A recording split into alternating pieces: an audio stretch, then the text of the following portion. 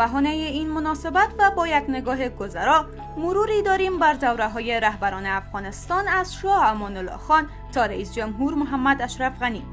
شاه امان الله مشهور به قاضی امان الله خان پس از کشته شدن پدرش حبیب الله خان در سال 1919 میلادی به قدرت رسید. شاه امان الله خان در نخستین اقداماتش استقلال افغانستان را اعلام کرد. در دوران پادشاهی او افغانستان شاهد اصلاحات و تحولات بزرگی بود، اما این تحولات با روحیه مردم سازگاری نداشت و با تندروی‌هایی به همراه شد. 9 سال پس از پادشاهی او مخالفین دست به کار شدند. حبیب الله کلکانی به کابل حمله کرد. به دلیل این اغتشاشات امان الله خان از قدرت کناره‌گیری کرد و به ایتالیا رفت. سرانجام در سوئیس درگذشت و جنازه‌اش به جلال آباد انتقال داده شد. حبیب الله کلکانی در دوره امان الله خان عملیات خود را به قصد سرنگونی حکومت او آغاز کرد و سرانجام کابل را تصرف کردند. سپس بعد از مدتی جنگ و درگیری حبیب الله کلکانی در سال 1307 به قدرت رسید و خود را امیر قاضی حبیب الله خادم دین رسول الله نامید. روحانیان او را امیرالمؤمنین لقب دادند، اما حکومت حبیب الله کلکانی زیاد دوام نیاورد. نادرخان با حمایت سران قبایل پا به عرصه میدان سیاست گذاشت و بر کابل مسلط شد.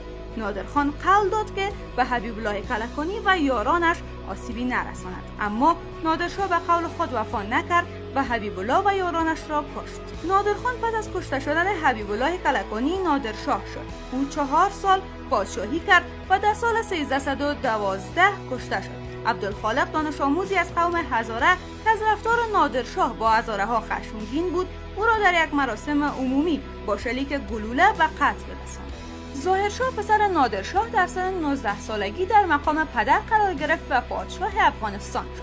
او 40 سال بر افغانستان حکم راند که بیشترین مدت حکمرانی یک فرد بر افغانستان است. وقتی ظاهرشاه در ایتالیا به سر می‌برد خبر شد داوود خان دست به کودتا زده است. رادیو کابل بیانیه محمد داوود را پخش کرد. هموطنان عزیز باید به اطلاع شما برسانم که دیگر این نظام شاهی از بین رفت و نظام جدیدی که عبارت از نظام جمهوریت است و با روحیه حقیقی اسلام موافق است جایگزین آن گردید. ظاهرشاه در سن 92 سالگی در کابل درگذشت. محمد داوود پسر کاکای ظاهرشاه آخرین پادشاه افغانستان با کودتای سفید یعنی بدون خونریزی در سال 1352 قدرت را به دست گرفت. او نظام در افغانستان را دگرگون کرد و در نخستین بیانیه خود آغاز جمهوریت در افغانستان را اعلام کرد. تا روزی که ما با خود طاقت و توان دیدم میبینم و روحاً و جسماً من حس میکنم که من این کار را کرده میتونم. داوود خان همراه با اعضای خانواده‌اش در 7 ثور سال 1357 در یک کودتای نظامی توسط افسران وفادار به حزب دموکراتیک خلق در قصر دارلمان کشته شد. نور محمد ترکی پس از کشته شدن داوود خان قدرت را به دست گرفت و رئیس جمهور افغانستان شد. او از بنیانگذاران حزب دموکراتیک خلق افغانستان بود. نور محمد ترکی در کنار سیاست فعالیت‌های خبرنگاری و نویسندگی را نیز در کارنامه دارد. موږ د یو مقصد لپاره مخ په وړاندې ځو، هغه څه چې دی طبقاتي مبارزه ده چې په اخر کې استثمارګره طبقه وڅملوو او خپل استثمار کېدونکې طبقې خپل سرنوشت په خپله په لاس کې واخلي او مبارزه وکړي.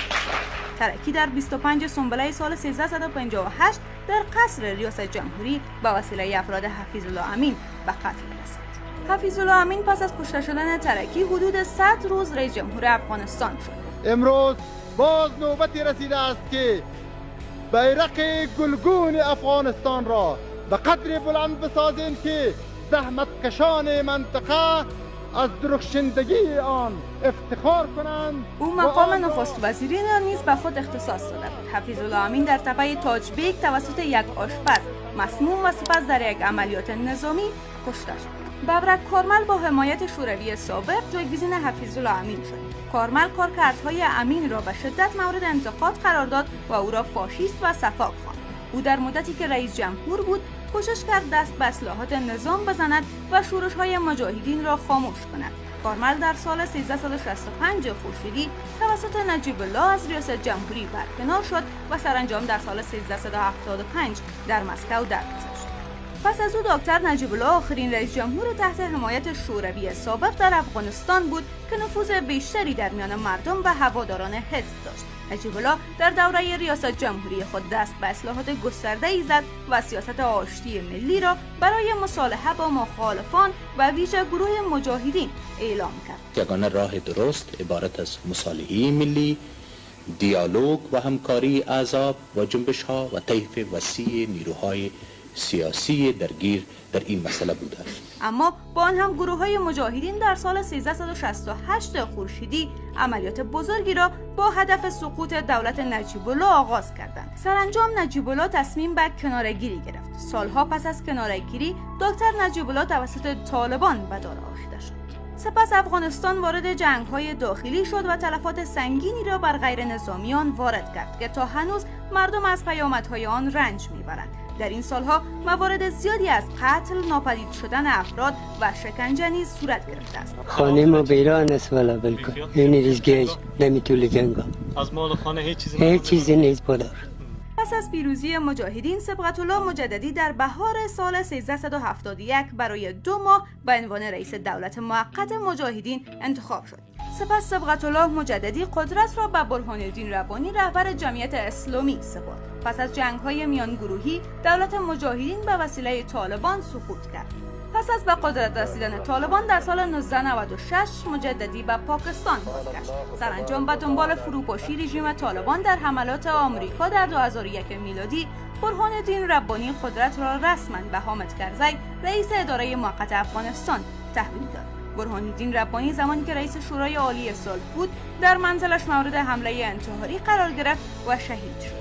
حامد کرزی در اول جدی 1380 و بر اساس موافقتنامه بن رسما قدرت را از برهان الدین ربانی تحویل گرفت و اداره موقت به تصویب رسید. لوی جرگه سال 1381 او را برای 2 سال دیگر در مقام ریاست دولت انتقالی تعیین کرد. حامد کرزی با شرکت در نخستین دور انتخابات ریاست جمهوری به عنوان نخستین رئیس جمهوری منتخب افغانستان آغاز به کار کرد. از استقلال، حاکمیت ملی و تمامیت ارضی افغانستان حراست و حقوق و منافع مردم افغانستان را حفاظت کنم. حامد کرزی نخستین رئیس جمهوری است که قدرت را از یک دولت منتخب به دولت منتخب دیگر تحویل داد. محمد اشرف غنی که در رقابت با عبدالله در انتخابات 1393 شرکت کرده بود، از طرف کمیسیون مستقل انتخابات برنده انتخابات اعلام شد.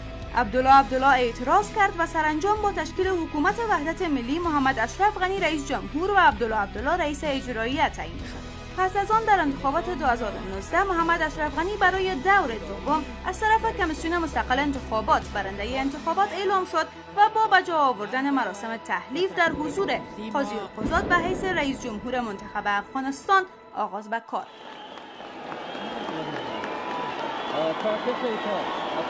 دا زره ندا کمیسته، دا چچر دی افغانستان و خلقو دی پارا قربان ده، دا سر قربانی تا حاضر ده.